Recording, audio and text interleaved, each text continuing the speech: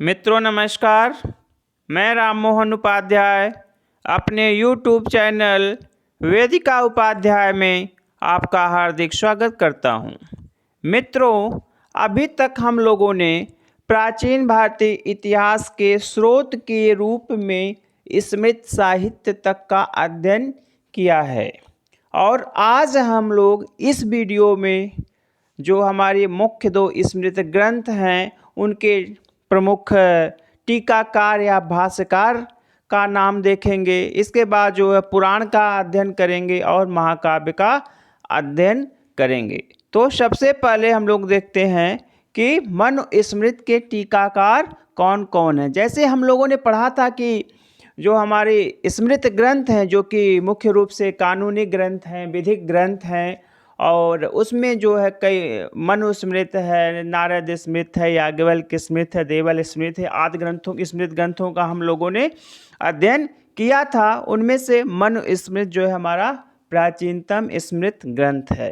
तो अब मनुस्मृत के जो टीकाकार हैं या मनुस्मृत के टीकाकार हैं वो कौन कौन से हैं। परीक्षाओं में आता है कि मेघातीत किस स्मृत के या किस ग्रंथ के टीकाकार हैं, कुल्लूक भट्ट या गोविंदराज या भारद्वाज किस ग्रंथ के टीकाकार हैं। तो अगर हम लोग जो गंभीरता पूर्वक इस वीडियो को देखते हैं तो आगामी परीक्षाओं में अगर इस पार्ट से कुछ क्वेश्चन आते हैं तो वह निश्चित रूप से गलत नहीं होंगे। तो मनुस्मृत के टीकाकार कौन कौन है? मेघातीत, कुल्लूक भट्ट, गोविंदराज और भारद्वाज। ये चार मुख्य रूप से मनुस्मृति के टीकाकार हैं। सबसे इसमें से जो है मेघातीत का नाम जो है सर्वप्रथम आता है। इसके बाद जो है याज्ञवल्क्य स्मृति के टीकाकार कौन कौन हैं। मैंने अभी आपको बताया था कि जो है मुख्य रूप से दो स्मृत ग्रंथ ज़्यादा प्रसिद्ध हैं, एक है मनुस्मृति, दूसरा है याज्ञवल्क्य स्मृति। तो याज्ञवल्क्य स्मृति के टीकाकार कौन कौन हैं? विज्ञानेश्वर, विश्वरूप, अपरार्क या आदित्य प्रथम। ये जो है मनुस्मृति के टीकाकार हैं। विज्ञानेश्वर, विश्वरूप, अपरार्क या आदित्य प्रथम। इसमें विज्ञानेश्वर ने जो है मिताक्षरा नामक जो है ग्रंथ लिखा था, जो कि हिंदू कानूनी ग्रंथ है, हिंदू धर्म से संबंधित एक कानूनी ग्रंथ है। और आज के समय में लोग मिताक्षरा के नियमों को फॉलो कर रहे हैं। और इसमें से जो अपरार्क हैं या आदित्य प्रथम हैं, यह एक जो है कोंकण के शिलाहार वंशी शासक थे। कहाँ के शासक थे? कोंकण के किस वंश के थे? शिलाहार वंशी शासक थे। और इन्होंने जो है याज्ञवल्क्य स्मृति पर जो है अपनी टीका लिखी है, जिसे हम मिताक्षरा के नाम से जानते हैं। और एक ग्रंथ है दायभाग। दायभाग के लेखक हैं जीमूत वाहन। और यह दोनों ग्रंथ मुख्य रूप से 12वीं शताब्दी ईस्वी में लिखे गए हैं और दोनों जो है हिंदू धर्म के विधिक नियमों से संबंधित हैं। जैसे मिताक्षरा है, तो मिताक्षरा का लेखक कौन है? मिताक्षरा का लेखक विज्ञानेश्वर हैं। विज्ञानेश्वर भी जो है एक कल्याणी के चालुक्य शासक विक्रमादित्य खष्ट के दरबार में निवास करते थे। विक्रमादित्य षष्ठम के दरबार में यह रहते थे।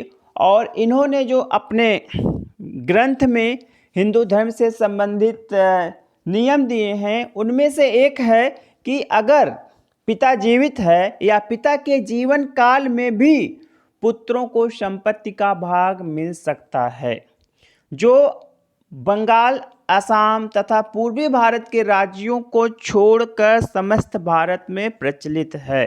केवल इन्हीं 4-5 राज्यों में जो है मिताक्षरा के नियम नहीं चलते हैं और शेष भारत में जो है मिताक्षरा के नियम चलते हैं कि अगर पुत्र चाहे तो पिता की संपत्ति में उसके जीवित रहते हुए ही अपना अधिकार ले सकता है। और हमारा जो दायभाग है जिसके लेखक कौन है? जीमूत वाहन हैं। इनका कहना है कि पिता की मृत्यु के बाद ही पुत्र को उसकी संपत्ति में अधिकार मिल सकता है। अगर पिता जीवित है तो पुत्र को उसकी संपत्ति का कोई भी भाग प्राप्त करने का अधिकार नहीं है। और दाय भाग के नियम कहाँ चलते हैं?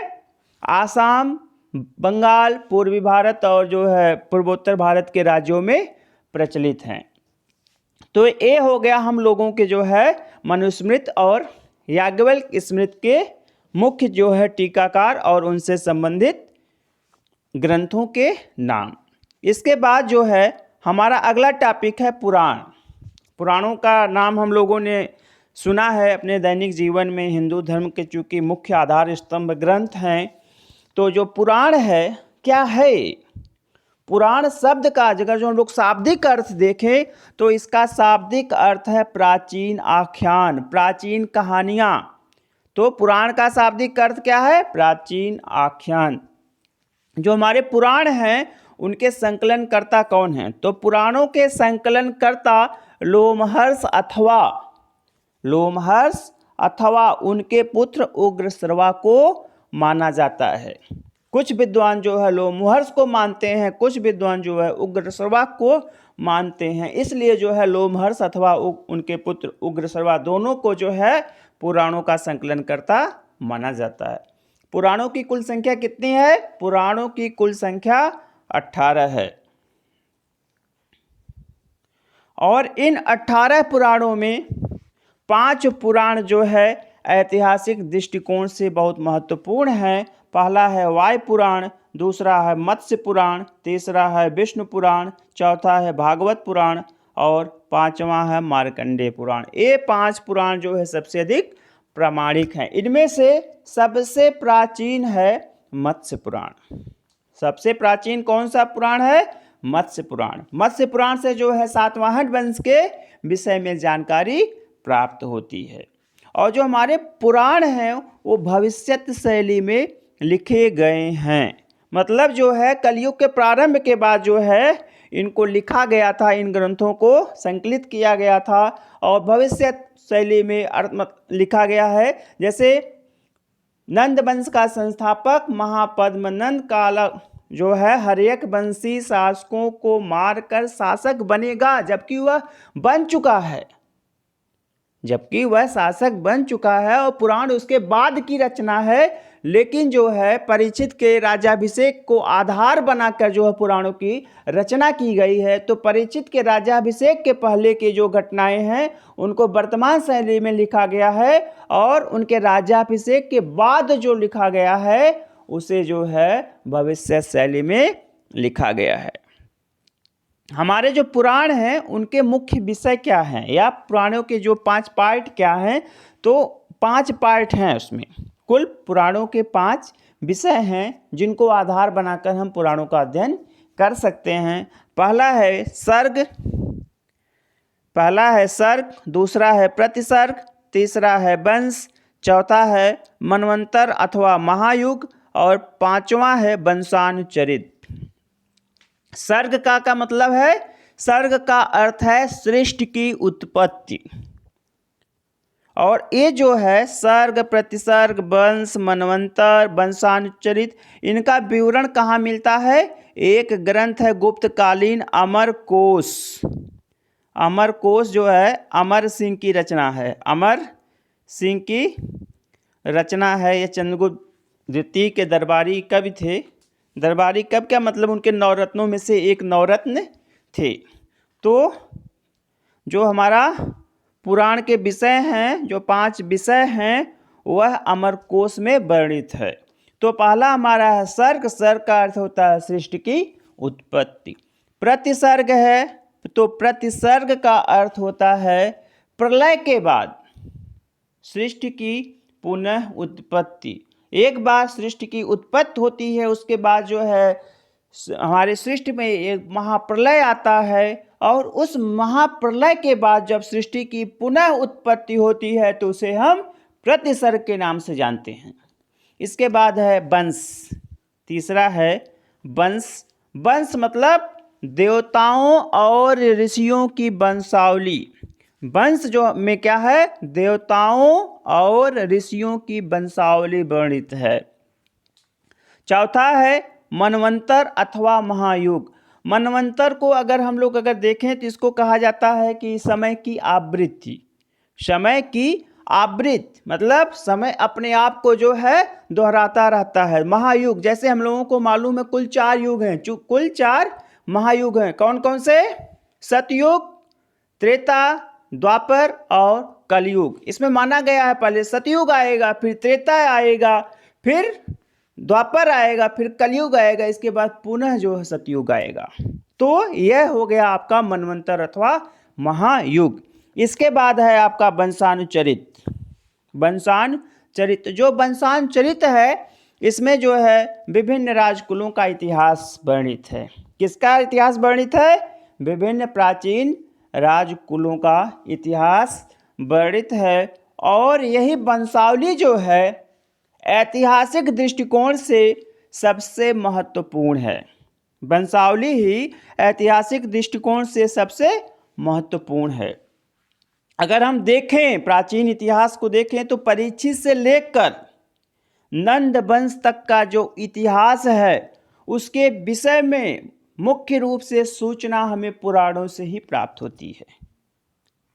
परीक्षित से कहाँ तक? परीक्षित से नंद वंश तक का इतिहास कहाँ से हमें प्राप्त होता है? पुराणों से ही ज्ञात होता है। और जो हमारे पुराण हैं, पुराणों के महत्व के जो ऐतिहासिक महत्व की ओर सबसे पहले एक विद्वान थे पार्जिटर। तो पार्जिटर महोदय ने ही सबसे पहले पुराणों के ऐतिहासिक महत्व की ओर विद्वानों का ध्यान आकर्षित किया।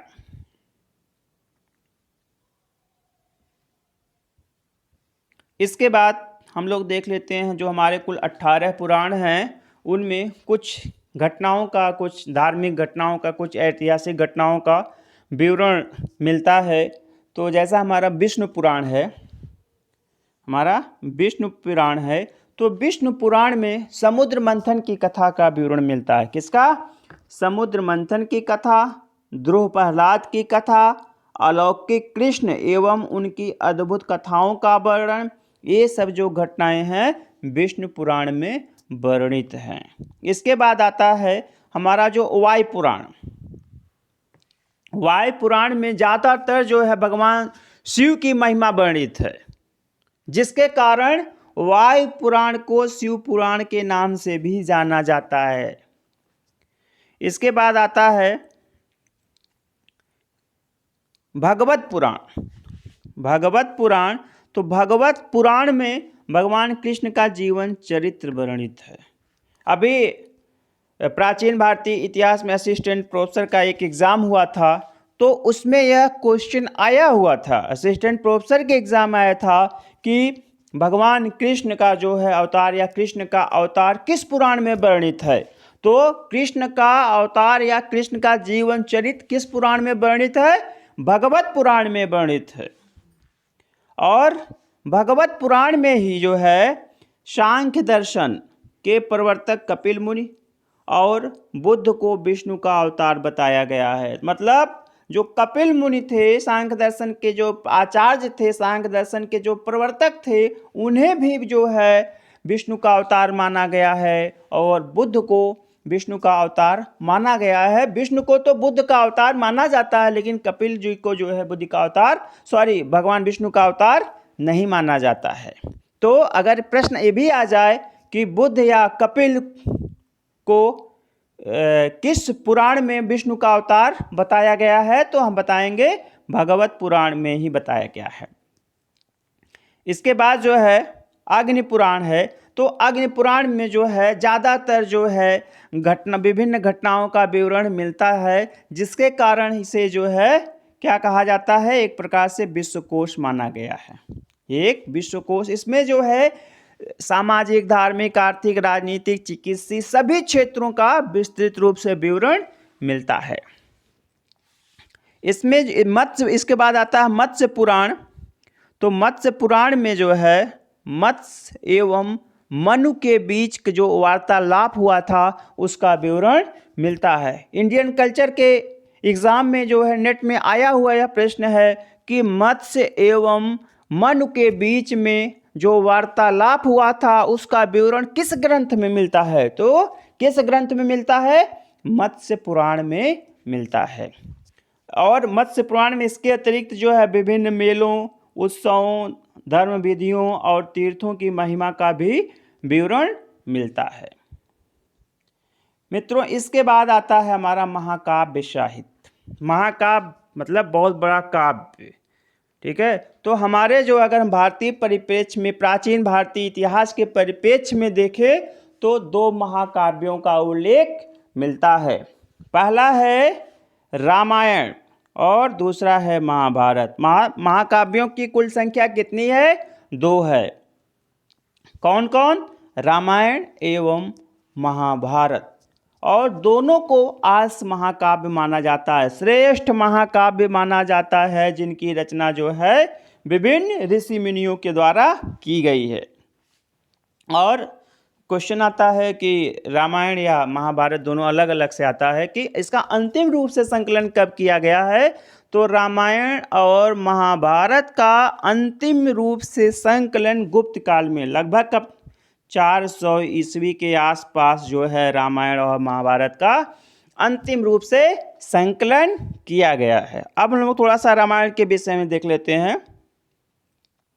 रामायण, जैसे कि हम लोगों को मालूम है, रामायण जो है हमारे प्राचीन भारत के या हमारे भारत का जो है प्राचीनतम काव्य माना जाता है। इसे आदि काव्य के नाम से, भारत के आदि काव्य के नाम से संबोधित किया जाता है, जिसके सृष्टा या रचयिता महर्षि वाल्मीकि को माना जाता है। और प्रश्न परीक्षाओं में एक प्रश्न आता है, चतुर्विंशति सहस्त्री संहिता से हमारा क्या आशय है? चतुर्विंशति सहस्त्री संहिता से हमारा क्या आशय है? चतुर्विंशति सहस्त्री संहिता से हमारा आशय क्या है? रामायण से है। चतुर्विंशति सहस्त्री संहिता क्यों कहा जाता है? 24,000 श्लोकों का संग्रह, 24,000 श्लोकों का संग्रह होने के कारण रामायण को चतुर्विंशति सहस्त्री संहिता के नाम से जाना जाता है। जो हमारा रामायण है हमें आज जिस स्वरूप में प्राप्त होता है वह वास्तव में उस स्वरूप में प्राचीन काल में नहीं था। रामायण में पहले केवल 6,000 श्लोक थे, उसके बाद 12,000 श्लोक हो गए और अब वर्तमान में कितनी संख्या है? 24,000। तो रामायण का जो है समय समय पर जो है विभिन्न समयों में इसका संकलन किया गया है और इसमें जो है कुछ चीज़ें प्रक्षिप्त की गई हैं। रामायण में कुल कितने कांड हैं? तो रामायण में कुल 7 कांड हैं। एक बार किसी परीक्षा में प्रश्न आया था, रामायण का तीसरा कांड कौन सा है? तो हम लोग 7 कांडों का नाम पढ़ लेते हैं क्रम से। पहला है बालकांड, दूसरा है अयोध्या कांड, तीसरा है अरण्य कांड, चौथा है कृष्णकंडा कांड, 5वां है सुंदर कांड, 6ठा है लंका कांड या युद्ध कांड के नाम से भी इसे जाना जाता है, लंका कांड को, और 7वां है उत्तर कांड। तो ये हमारे जो 7 कांड हैं रामायण में वर्णित, इनमें से पहले कांड को छोड़ दिया जाए और अंतिम कांड को छोड़ दिया जाए तो दूसरे से लेकर 2 से लेकर 6ठा जो कांड है, जो अध्याय है, यही सबसे प्राचीनतम माना जाता है। द्वितीय से लेकर षष्ठम तक जो है कांड ही सबसे प्राचीनतम माने जाते हैं। देखा जाए तो अयोध्या कांड से लेकर लंका कांड तक का जो कांड है यह सबसे प्राचीनतम है। बाल कांड और उत्तर कांड बाद में जोड़े गए हैं, बाद में प्रक्षिप्त किए गए हैं। और एक चीज़ मैं आपको और बताना चाहूँगा कि जो हमारा मूल रूप से जो रामायण है, मतलब अयोध्या कांड से लेकर लंका कांड तक, इसमें भगवान राम को भगवान विष्णु का अवतार नहीं माना गया है, बल्कि इसमें भगवान राम को एक महापुरुष माना गया है जो कि त्याग का देवता है, जिसने जो है अपने पिता की इच्छा को रखने के लिए, अपने पिता के बात को रखने के लिए सर्वस्व त्याग कर एक तपस्वी की भांति जो है जंगल में विचरण करता रहा। उसमें एक ऐसे पुत्र का, एक ऐसे पत्नी का उल्लेख मिलता है, एक ऐसे भाई का उल्लेख मिलता है जिसके लिए भौतिक चीजें कुछ भी नहीं थी। क्या था? सबसे महत्वपूर्ण क्या है? परिवार था। इसके बाद जो है, हाँ, तो जो हमारा अयोध्या कांड से लेकर लंका कांड तक, इसमें भगवान राम को एक महापुरुष माना गया था, लेकिन बाल कांड और उत्तर कांड में भगवान राम को जो है भगवान विष्णु का अवतार माना गया। भगवान विष्णु का अवतार माना गया। किसमें किसमें? बाल कांड और उत्तर कांड में।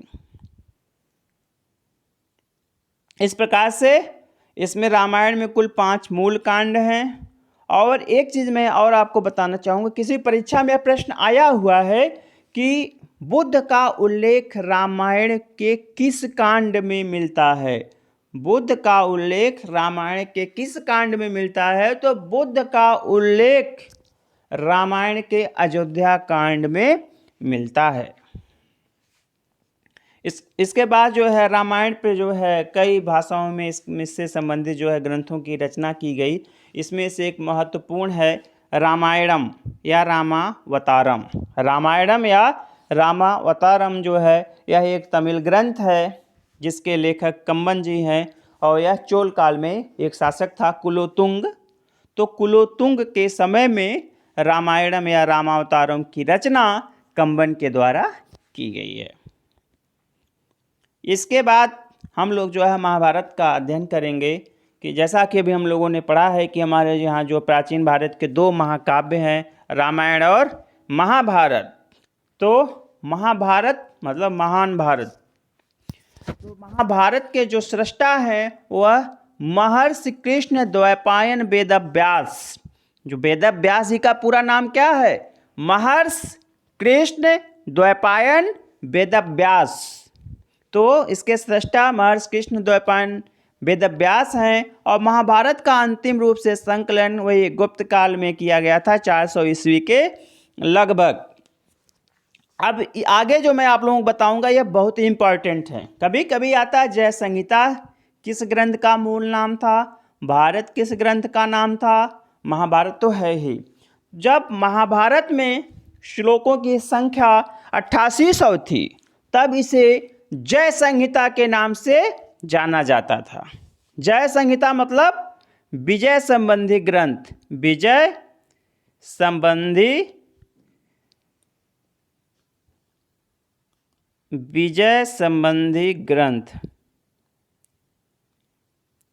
ग्रंथ मतलब यह हो गया जय संहिता का मूल रूप से नाम। इसके बाद आता है भारत। भारत जब महाभारत में श्लोकों की संख्या 8800 से बढ़कर 24,000 हो गई तब इसे भारत कहा गया। मतलब यह एक राष्ट्रीय ग्रंथ का रूप धारण कर लिया। और बाद में महाभारत में श्लोकों की संख्या 24,000 से बढ़कर 1 लाख हो जाती है। जब 1 लाख श्लोक हो जाते हैं तब इसे बोला जा रहा है महाभारत। महाभारत को सप्तसाहस्री संहिता के नाम से भी जाना जाता है। अभी खंड शिक्षा अधिकारी के प्री एग्जाम में जो है यह प्रश्न आया हुआ था कि सप्तसाहस्री संहिता किस ग्रंथ को कहा जाता है। तो सप्तसाहस्री संहिता किस ग्रंथ को कहा जाता है? महाभारत को। सप्तसाहस्री मतलब 100,000 श्लोकों का समूह, इसलिए इसे जो है सप्तसाहस्री संहिता ग्रंथ के नाम से जाना जाता है। यह विश्व का सबसे बड़ा महाकाव्य है। महाभारत जो है विश्व का सबसे बड़ा महाकाव्य है और इसमें कुल 18 पर्व हैं। कितने पर्व हैं? कुल 18 पर्व है। और महाभारत का जो 6ठा पर्व है उसे भीष्म पर्व के नाम से जानते हैं। भीष्म पर्व का महत्व क्या है? हम लोगों ने जो है हम लोग अपने दैनिक जीवन में, पारिवारिक जीवन में माता पिता या परिवार के अन्य सदस्यों को भगवत गीता का वाचन करते हुए देखते हैं या सुनते हैं। तो यह भगवत गीता क्या है? भगवत गीता कोई एक अलग से स्वतंत्र ग्रंथ नहीं है, बल्कि वह महाभारत का ही एक पार्ट है। तो महाभारत का जो छठा पर्व है, जिसे हम भीष्म पर्व के नाम से जानते हैं, उसी को जो है भगवत गीता के नाम से जानते हैं, भगवत गीता के नाम से जानते हैं। और उसी में भगवान कृष्ण ने जो है अवतारवाद का जो है विस्तृत रूप से विवरण दिया है, विस्तृत रूप से वर्णन दिया है या अर्जुन को उपदेश दिया है। और महाभारत में एक कि जो लेखक हैं वेदव्यास जी, उन्होंने लिखा है कि धर्म, अर्थ, काम तथा मोक्ष के विषय में जो इसमें नहीं है वह कहीं नहीं है, तथा जो इसमें है वह अन्यत्र भी है। मतलब कि इस ग्रंथ में जो कुछ वर्णन है वह हर जगह आपको प्राप्त हो सकता है, और इसमें जो नहीं है वह आपको कहीं नहीं प्राप्त हो सकता है। मतलब महाभारत एक ऐसा ग्रंथ है जिसमें जो है सब कुछ उपलब्ध है। धर्म, अर्थ, काम, मोक्ष, हम लोग जो है पुरुषार्थ पढ़े होंगे आप लोग, तो 4 पुरुषार्थों के जो नाम हैं वह धर्म, अर्थ, काम और मोक्ष हैं, जो कि हमारे बाल्यकाल से प्रारंभ होकर जो है जीवन के अंतिम चरणों तक चलता रहता है। तो मित्रों, आज की वीडियो में हम लोग इतना ही पढ़ेंगे, और आगे के वीडियो में हम लोग लौकिक जीवन से संबंधित जो स्रोत हैं उनका अध्ययन करेंगे। और यह वीडियो आगामी प्रतियोगी परीक्षाओं के दृष्टिकोण से बहुत महत्वपूर्ण है। अगर इससे संबंधित कोई प्रश्न आता है और आप इसका जो है गंभीरतापूर्वक अध्ययन करते हैं, पूरी वीडियो देखते हैं, तो निश्चित रूप से इससे बाहर कोई प्रश्न नहीं आएगा। तो मित्रों, आज की वीडियो हम यहीं पे समाप्त करते हैं, और आपसे यह एक अनुरोध है कि आप वीडियो को देखने के पश्चात अगर आपने सब्सक्राइब नहीं किया है तो सब्सक्राइब कर दें, लाइक कर दें, और इसे जो है अन्य मित्रों के पास शेयर कर दें, और अगले वीडियो के नोटिफिकेशन के लिए बेल आइकन प्रेस कर दें। धन्यवाद।